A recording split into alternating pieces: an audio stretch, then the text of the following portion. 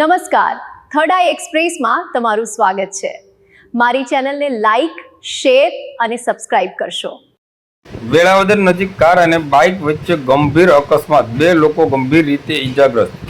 Bhavnagar Somnath national highway પર આજે તારીખ 16 જૂન 2024 મંગળવારના રોજ સવારે 7:30 વાગ્યે વેળાવદર ગામ નજીક કાર અને બાઇક વચ્ચે ગંભીર અકસ્માત સર્જાયો હતો। અકસ્માતમાં બાઇક પર સવાર 2 લોકોને ગંભીર ઈજાઓ પહોંચી હોવાનું જાણવા મળ્યું છે। અકસ્માતની જાણ થતાં સ્થાનિક લોકો તાત્કાલિક ઘટના સ્થળે દોડી આવ્યા હતા અને રાહત કામગીરી હાથ ધરી હતી। ઈજાગ્રસ્તોને પ્રાથમિક મદદ આપ્યા બાદ વધુ સારવાર માટે તાત્કાલિક તળાજાની ખાનગી હોસ્પિટલમાં ખસેડવામાં આવ્યા હોવાનું સ્થાનિક લોકો પાસેથી જાણવા મળ્યું છે।